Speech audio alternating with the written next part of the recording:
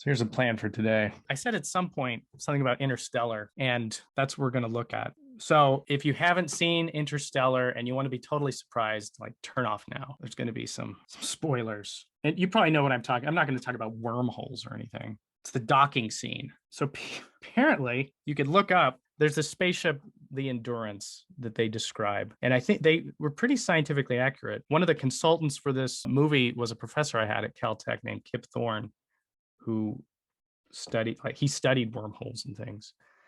For the spacecraft, they've got this rotating spacecraft. It says down here it's 64 meters across, about 30 meters, and it's rotating at 5 RPM, or about 5 RPM, 5.6 times per minute. There it is compared to the space shuttle.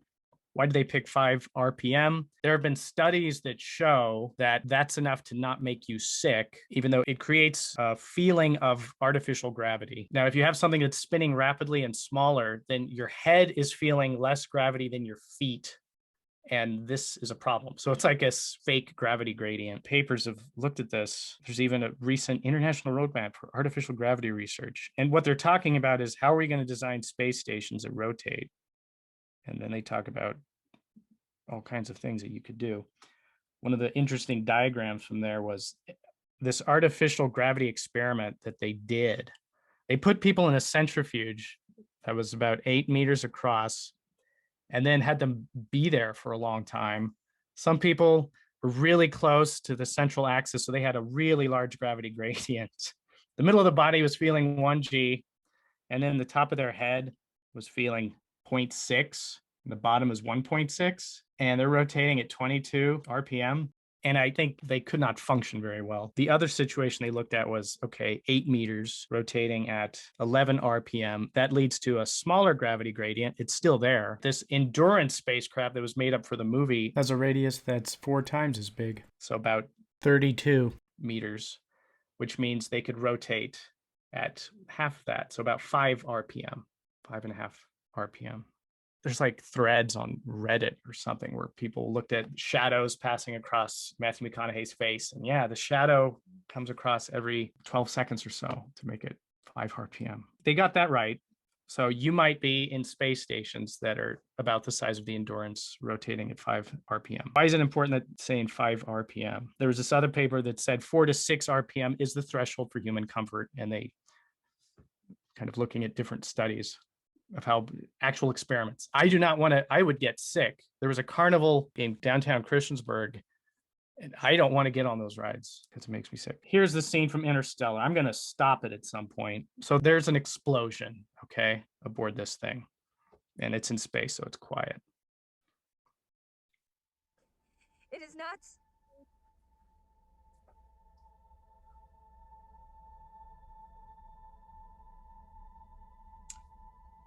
So this thing that was spinning at 5 RPM, there's an explosion, right? Giant torque applied through a force on one side.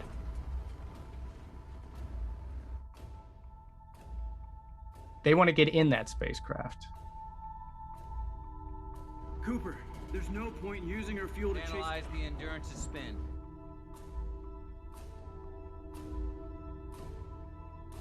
Cooper, what are you doing? Docking. Oh, the organ music. Rotation is 67, 68 RPM. Okay, get ready to match our spin with the retro thrusters. It's not possible. No, it's necessary. Yeah. Necessary. Don't tell me the facts. So this is what he thinks he's going to do. Let me bring in a picture. It's pretty amazing what people on Reddit do. So they did a diagram of the explosion. Sort of the side view is seen by Cooper, is the pilot. The explosion makes this thing that was going at 5 RPM. What did the robot say? It said something like 68 RPM. So we had a 10 times rotation speed up. That is pretty wild. So that means there was this huge explosion. It was already spinning like this direction, so now it's spinning a lot in that direction. But if we just think of what was the force due to the explosion, right, things were being shot off into space, and that was what imparted this large moment. But it's very likely this is going to be off the rotation axis, right? This thing is spinning about this rotation axis. This is where you dock, right there. And that's on the axis. So he's trying to get his spaceship under this rotating thing that has a little thing coming off of it to dock. You'll see when we show the rest of it, like it's got this little thing coming off of it. So this thing is supposed to be spinning nicely about that axis so that you could then dock.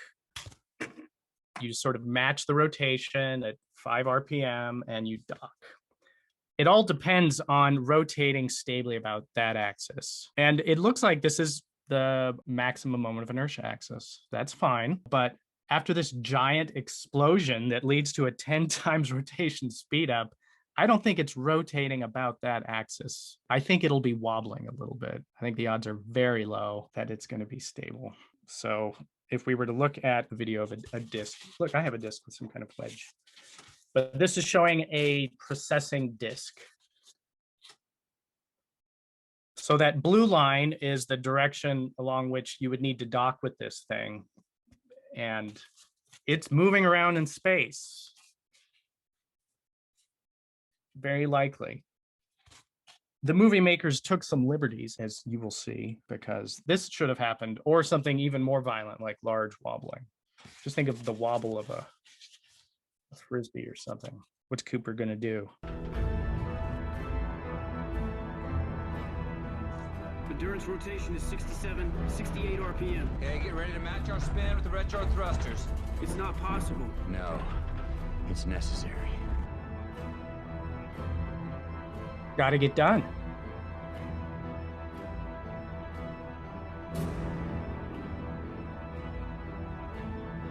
Endurance is hitting stratosphere. Yeah, that's another problem. Hitting the atmosphere, and they got to like move it out of She's got no heat shield. orbit.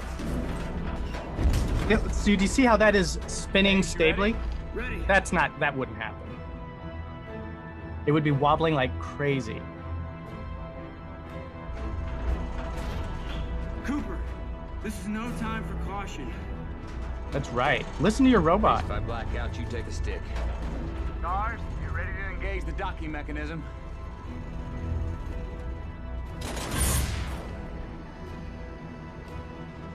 That's looking like it's spinning pretty 20 stable. feet out, I need 3 degrees starboard, Cooper. 10 feet out, Cooper, we are lined up. initiating spin.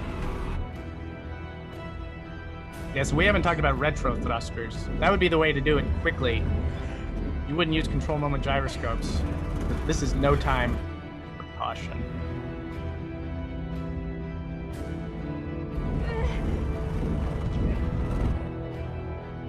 So yeah, now think about it. They're rotating at like 70 RPM, just a few meters away from the spin axis. They would totally black out. I mean, maybe not Cooper if he's a trained test pilot. I don't know. That's a really cool shot.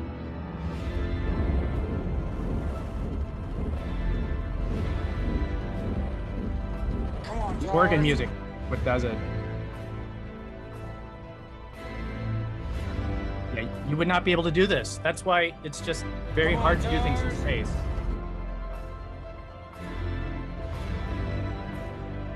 But it's being stabilized by love. Yeah, unless this thing had an extreme stabilization. Okay, they've locked. They did it. They docked.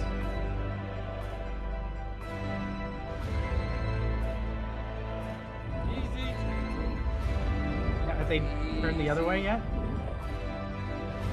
Yeah, they're trying to use their thrusters to now slow down this massive spacecraft back down to 5 RPM.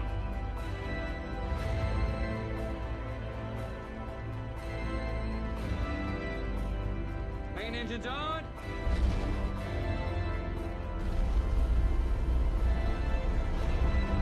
Pushing out of orbit. Come on, baby. Now, I think the space station does use thrusters to boost its Filling main altitude engines. every now and then. Okay, we're out of orbit. You did the impossible, Cooper. Yeah. Okay. Yeah, it just wouldn't spin stably. I don't know if you've seen how the space station, when it docks with the, oh my goodness, what do I have here? Yeah, I've got my right? When the space station docks, when the space shuttle docked with the space station or anything docks with it, this thing, at least relative to the orbit, is not even spinning. That's what makes it somewhat easier to go in there and dock. If this thing is spinning, I think you would need some automated control to try to match the wobble of that thing. I just don't even know if it's possible. I think you'd need some more flexible docking mechanism that's not exactly along an axis. That'll be left for your generation to design and deal with. But so in some sense, that's it. All things come to an end, like Bill and Melinda Gates, so does space vehicle dynamics. And so we stopped, we didn't go through the control moment gyroscope discussion. There's definitely more to this. I mean, there's even the rest of the book. We only got through like, what, 1/3 of this book. If you wanted to go in the direction of more depth in dynamics, I've taught a course on Lagrangian mechanics. If you go to is.gd, and then you have to type capital analytical, capital D dynamics. Some of it is repeat of the rigid body dynamics from here, but then we also go into Lagrangian mechanics. And Lagrangian mechanics is used in more advanced like controls. And that also sets the stage for Hamiltonian mechanics. If you want to do more advanced 3-body problem related orbital mechanics, like design of orbits around the Lagrange points, or in cislunar space, so going between the Earth and the Moon, Hamiltonian mechanics is a good thing to know, but that would be maybe 2 courses down the line. At some point, I might try to develop a course on 3-body problem dynamics, Lagrange point dynamics, but I don't have one yet. I do have a book. All right, and that's it. All right, thanks for coming.